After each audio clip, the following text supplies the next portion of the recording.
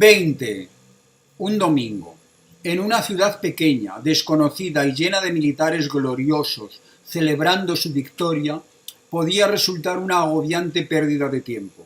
Por eso me levanté pronto y decidí cansarme un poco y poner a prueba el polizonte que me seguía.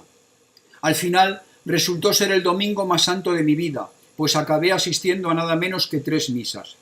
Imagino que si me hubiera visto don Roberto Jesús Rodríguez del Valle y Suárez de Pertierra, habría dado por bien empleado el dinerito que yo les estaba costando.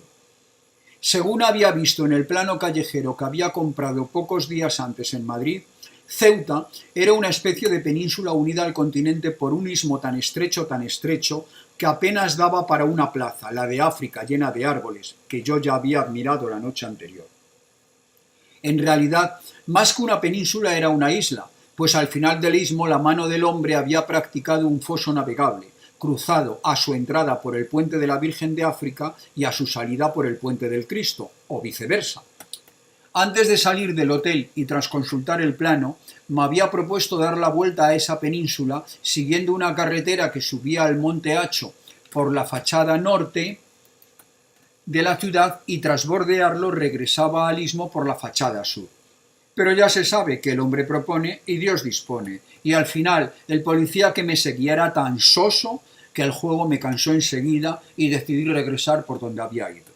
Además, he de confesar que él estaba mucho mejor preparado que yo, ya que estaba provisto de un automóvil Seat 600 de color crema y casi tan imperfecto camuflaje como el de su conductor, y que en otras circunstancias podría haberme resultado enternecedor, pero que en ciertos momentos me hizo considerarle con antipatía, pues a fin de cuentas permitía a su ocupante desplazarse con mucha más comodidad que yo, que hube de enfrentar a pie una señora cuesta digna de estar ubicada en San Francisco, California, y que a mí me pareció tan dura como la del Mont Ventoux debió resultarle a Bamontes. Pero me quejo de vicio. Lo cierto es que el paseo fue muy gratificante. El emplazamiento de Ceuta es ciertamente prodigioso, y no resulta difícil imaginarla como una auténtica rosa de los vientos, con el mar presente allí hacia donde mires y abierta a todos los horizontes. La caminata fue como el escaparate de una pastelería lleno de paisajes. Casi se podían ver las casas de Europa, al otro lado del estrecho. El peñón de Gibraltar pasaba del blanco al azul y del gris al violeta según la posición desde la que lo observases, y el ángulo de incidencia, supuse, de los rayos del sol. Luego, en la punta en que la carretera giraba, bajo un hermoso faro, podías imaginarte ser el gallardo mascarón de proa de una inmensa nao con todo el Mediterráneo al frente, dispuesto a hendirlo con timón firme hasta Estambul, Alejandría o Beirut, escalas cualquiera de ellas de auténtico ensueño. El monte estaba lleno de vegetación, los árboles eran casi todos pinos, entre los matorrales abundaba la genista. El Seat 600 de color crema me adelantaba, me esperaba y me volvía a adelantar con el mismo inocente disimulo que el de los niños cantando el pío pío que yo no he sido durante el recreo en el patio de la escuela. Escuché misa en una ermita que había en el monte, San Antonio, y a la salida descubrí un sendero que bajaba hacia Ceuta y en el que no podría meterse el simpático vehículo de mi seguidor, así que sin pensármelo 2 veces me introduje en él. El pobre perseguidor se vio obligado a la molestia de retroceder por la carretera y darme por perdido, al menos momentáneamente, pues seguramente su conocimiento del terreno le permitiría inferir a dónde conducía ese camino y esperarme en un lugar más idóneo para sus planes.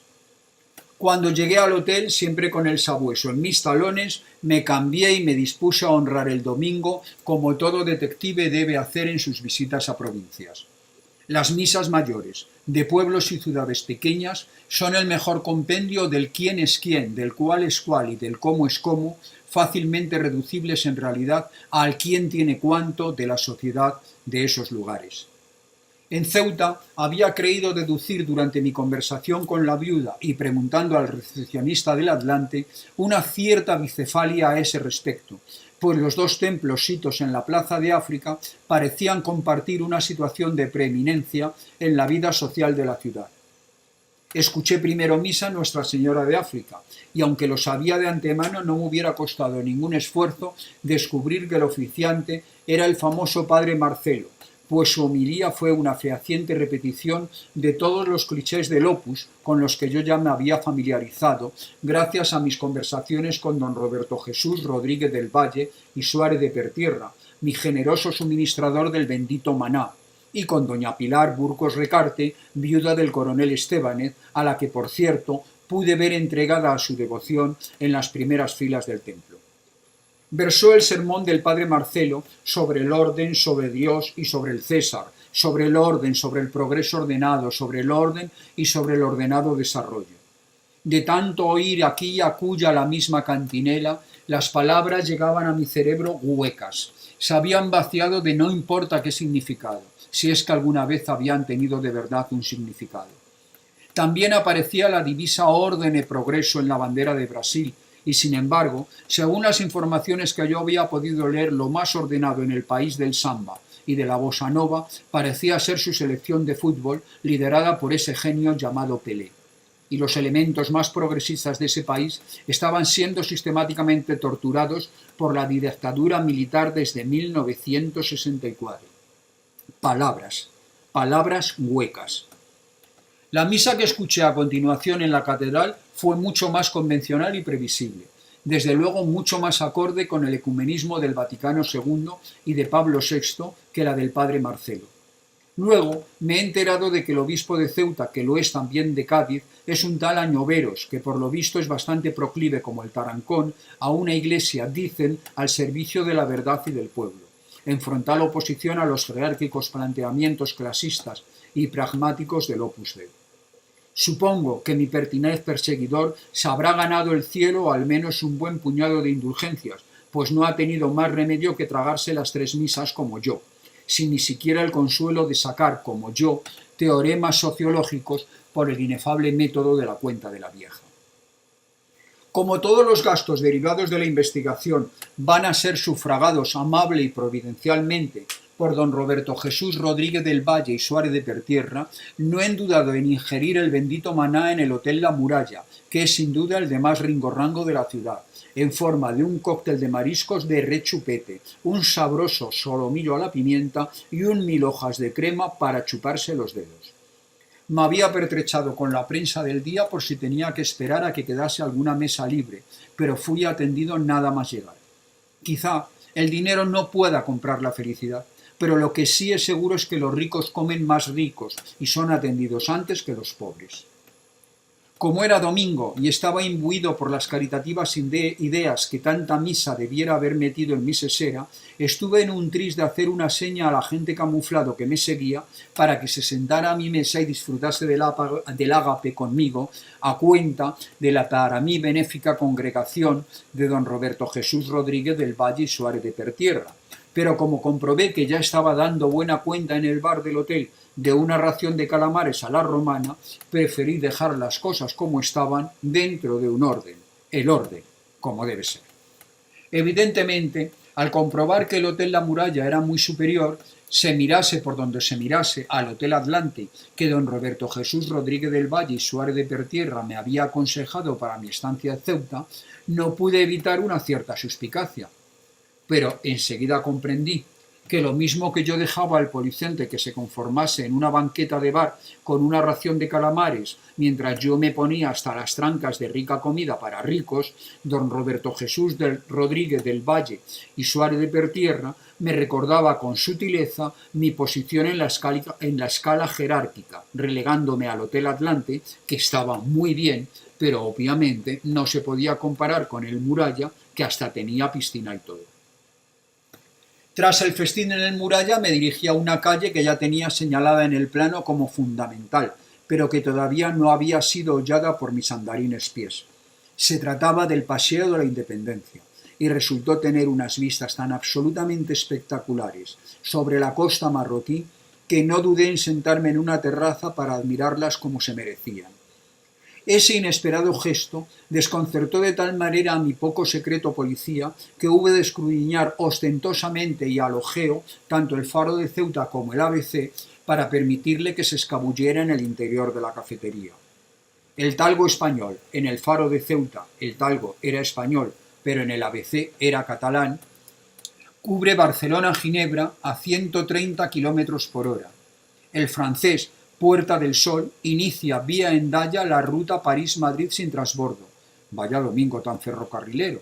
Menos mal que la visita de Franco a Córdoba y que los graves disturbios en la Córdoba argentina hacían más ameno el panorama informativo.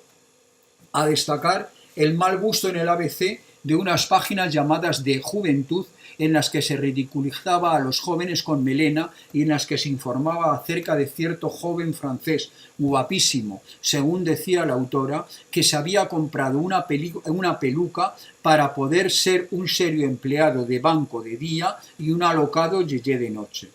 Periodismo de calidad, el ABC, ya se sabe.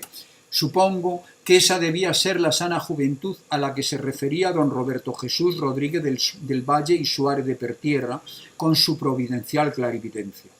Menos mal que comprobé, mi seguidor ya había encontrado acomodo en el interior del local, y yo pude abandonar tan instructivas y estúpidas lecturas.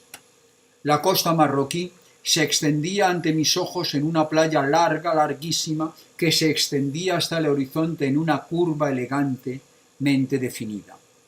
Y tras ese horizonte que marcaba un promontorio oscuro y que luego he sabido que se llama acertadamente Cabo Negro, se abría un horizonte de montañas grises. Y tras ese horizonte de montañas grises se abría otro horizonte de montañas de acero. Y tras el horizonte de montañas de acero, un nuevo horizonte de montañas espejeantes. Y detrás un horizonte de montes azules. Y detrás otro horizonte de montes blanquecinos. Y otro horizonte de montes opacos. Y otro más. Y otro. Una cordillera grandiosa, pero no grandilocuente, llena de líneas de montes alzándose al cielo desde la línea del mar. Me imagino que así deben ser los escenarios en los grandes teatros de ópera. Una sucesión casi infinita de telones grandiosos, una sucesión casi infinita de horizontes marcados por montes de colores que cambiaban según la altura, la bruma y la distancia. El Rif.